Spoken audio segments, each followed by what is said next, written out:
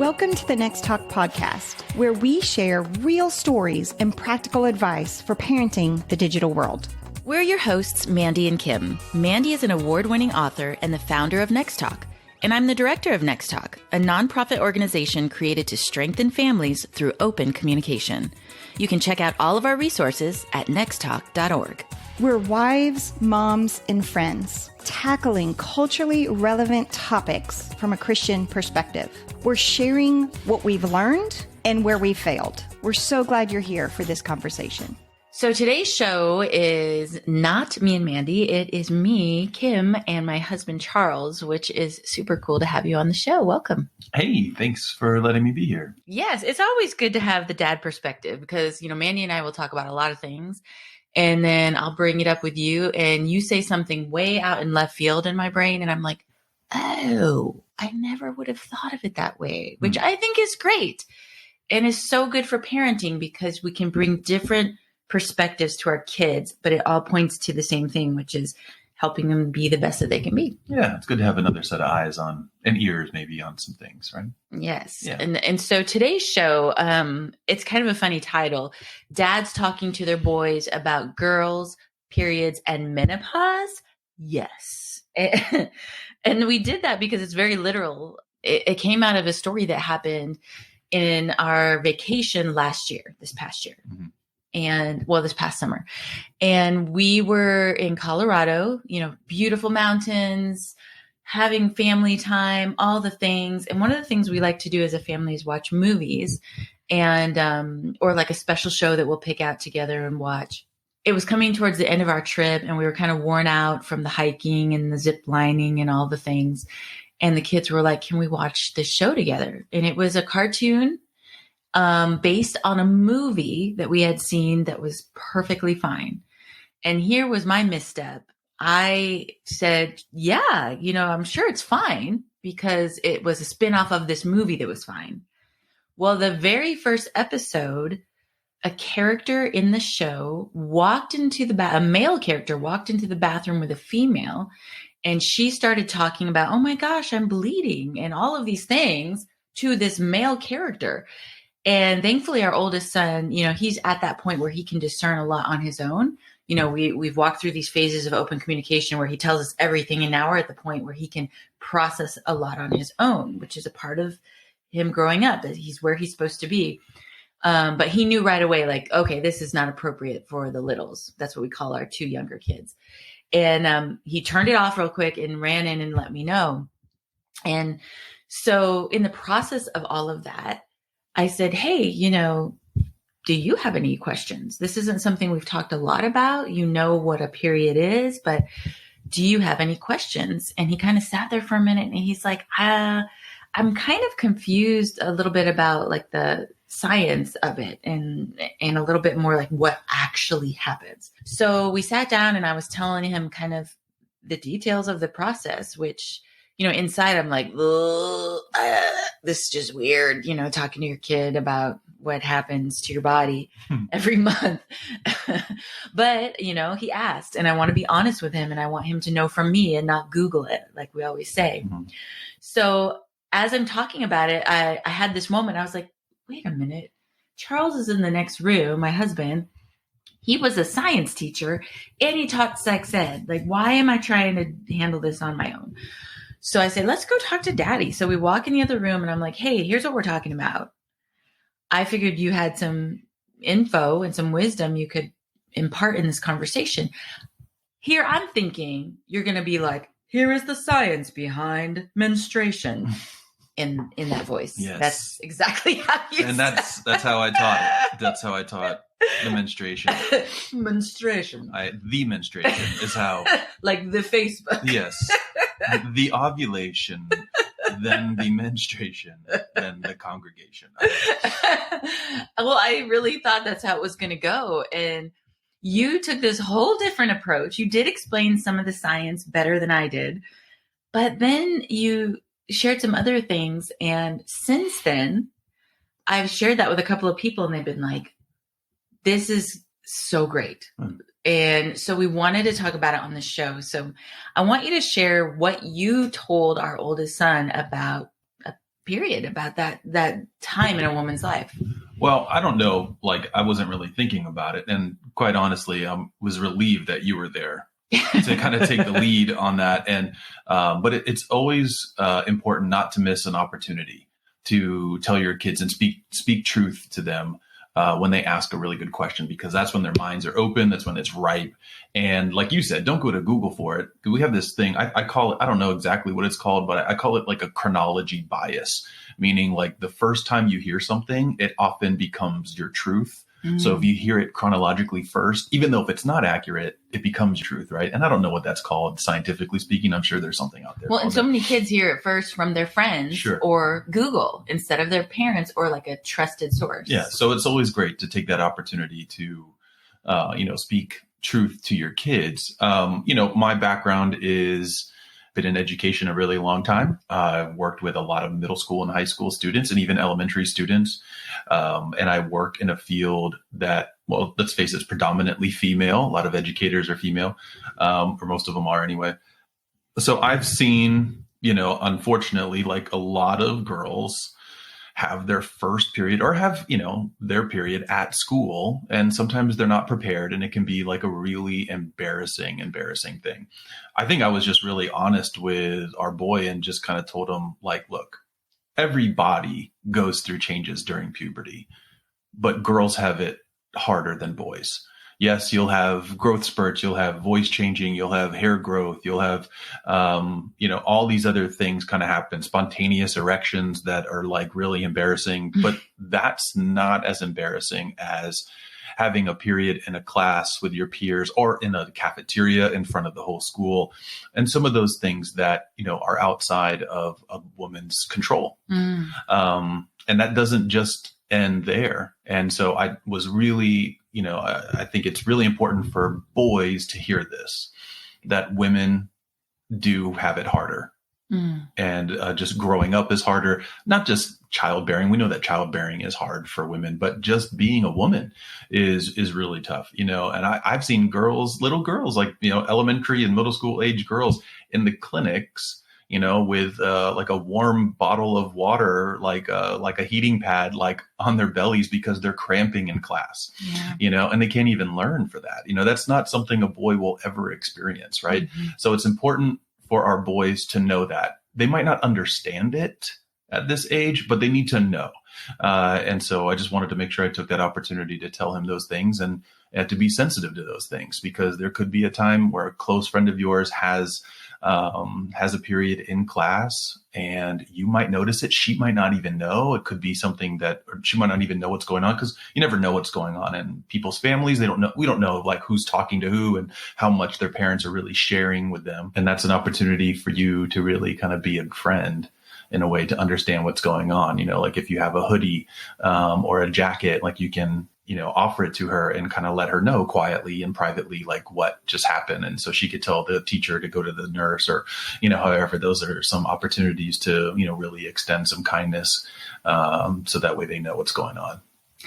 Yeah, I love that. I never thought to share that part of the process. I mean, you even said like you have a role with your friends and your peers in the season of life. And I thought that was cool because it's important. It's important what you do and how you react. Like you never embarrass your friend or a classmate who, you never want to yell across the room, there's blood on your pants, and kids, sometimes they're just so reactive and they just say what they see. And so preparing our kid for that and letting him know that that's probably going to happen. And here's your role in that was just such great wisdom that never would have crossed my mind. Yeah, I think it's important for young boys to know, like, hey, I mean, we talk a lot about being masculine, being protective of our female sisters, and like our future spouses, girlfriends, moms, sisters, aunties, grandparents, that sort of thing. But you don't just have to be physically protective, right? You can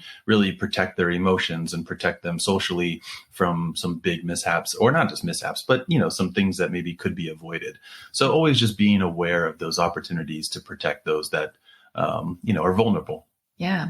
Going through, especially not every family is a nextTalk family. And I know we've had some of our like heads up mamas, we call them, some of our older team members who said, some of their daughter's friends, their moms never talked to them about their period, didn't give them products or explain what was going to happen or when.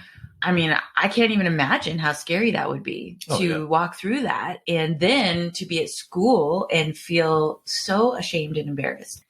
Another thing you mentioned that I loved was you said, you know, you're going to start noticing some of your friends, because our kids go to a small school. So it's kind of like a little family in each of their grades. They've grown up with these kids since kindergarten. So it's like having a bunch of sisters. And he's like, there's going to be times when they're going to act different and you're going to be like, what? And I thought that was good too. Yeah, I think, you know, look, it's okay to not have to understand everything that a woman is doing. Yes. And so we need to be teaching and preaching just to love people anyway. Right. And there are going to be some physical and emotional changes that women go through. And it kind of it doesn't just go as like finish at puberty. It's kind of one of these things that unfortunately I feel bad for women because it happens so often.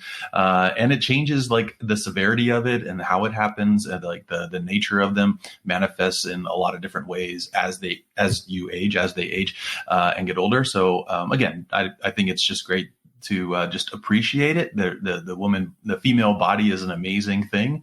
So we don't have to understand it to appreciate it and to love our families. Yeah. Yeah.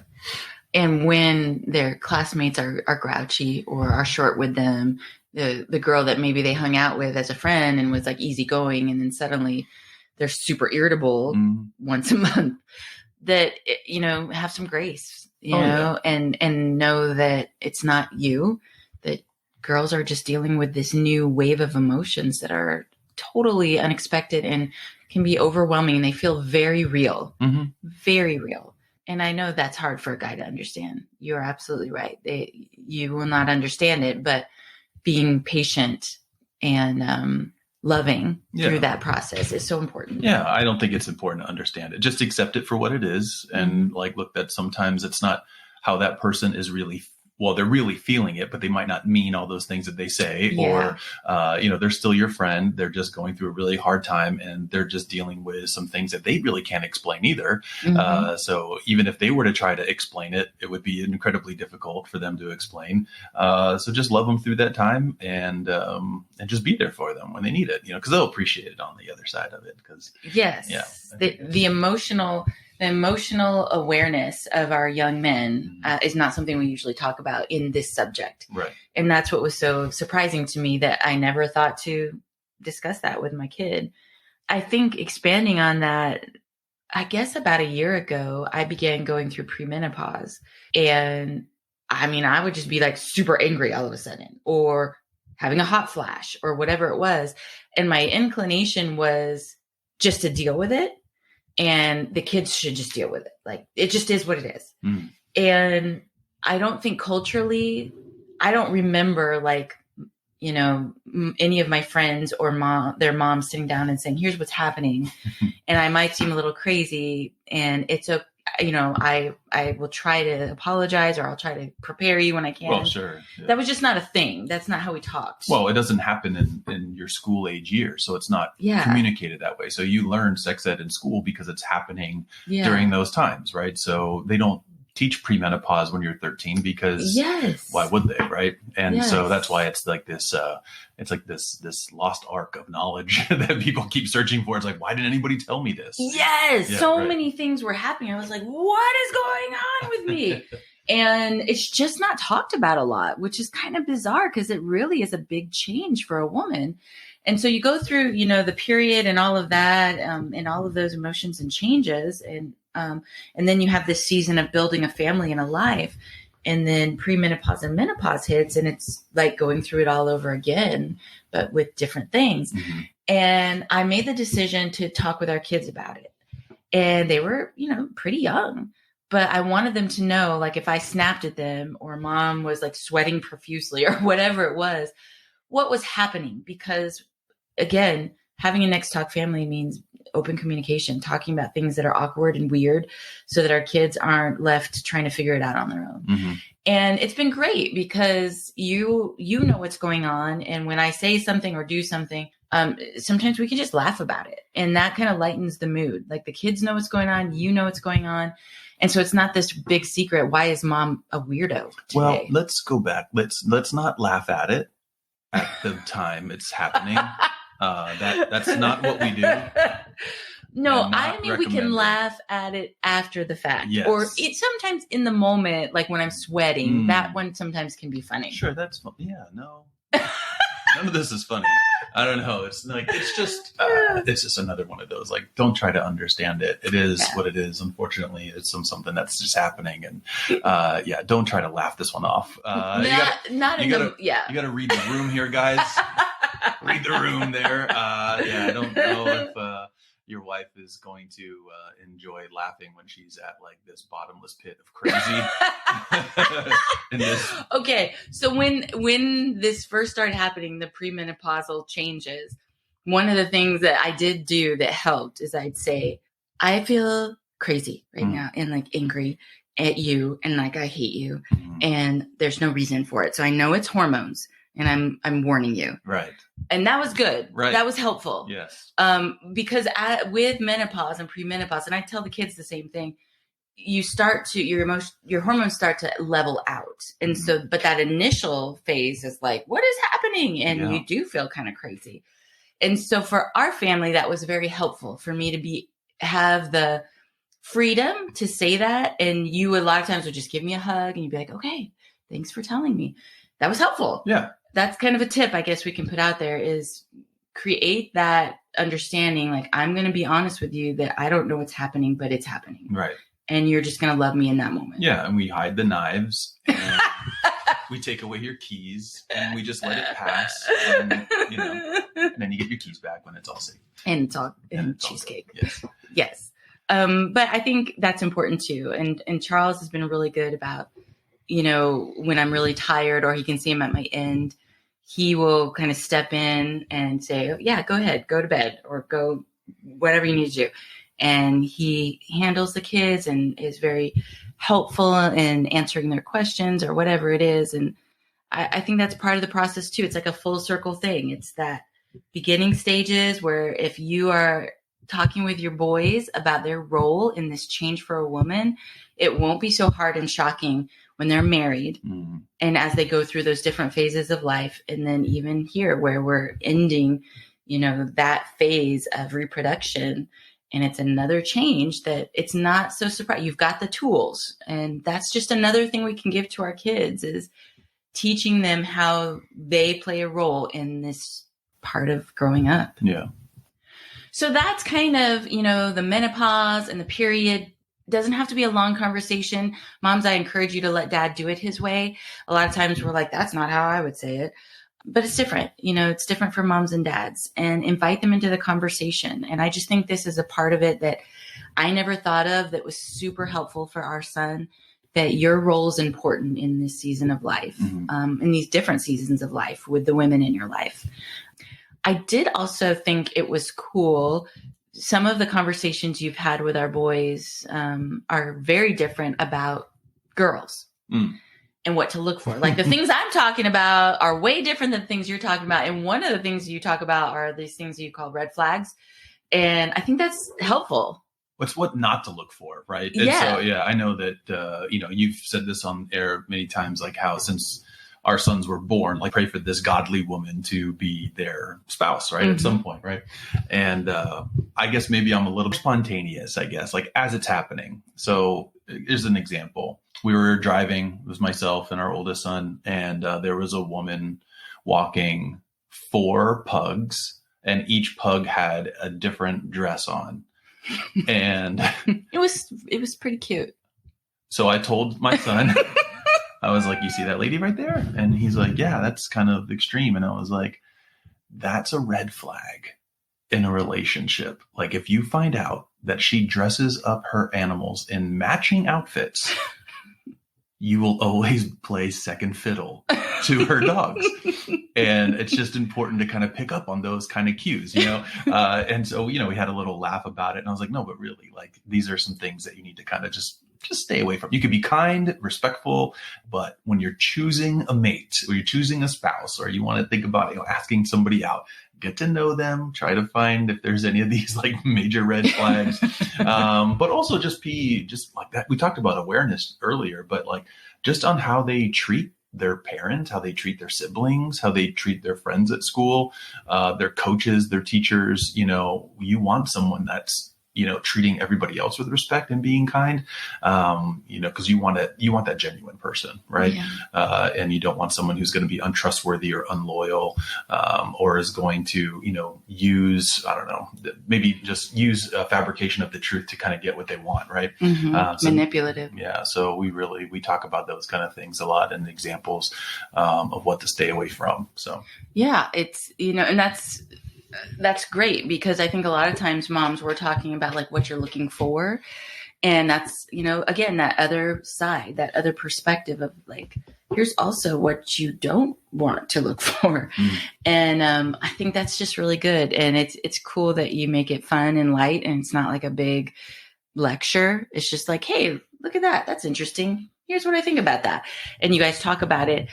We just recently did a show about crushes, like how important is a crush? And then we did Dating 2.0. And in both shows, the things that we cover really encompass that it's so important to be talking about expectations of a relationship and boundaries and, how people treat other people. And so listen to those shows too. And, maybe get your husband to listen to the show with you. They're 20 minutes, and then it's a great conversation and a way to start that conversation with your kids. And as we say in all of our shows, with age appropriate terms, you can start building these building blocks with your kids when they're young.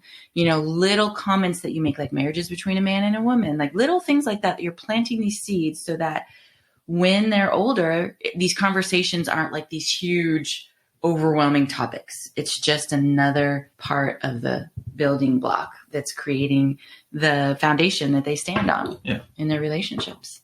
Yeah. Never miss an opportunity, right? Never miss an opportunity. Yeah. Well, thank you for being on the show. Yeah, I always love having you here and having your perspective. Oh, well, it's always great to be on the show. Love it. Yes. And I am not feeling crazy right now, so no warnings needed. I know. It's great. It's a totally sane, logical.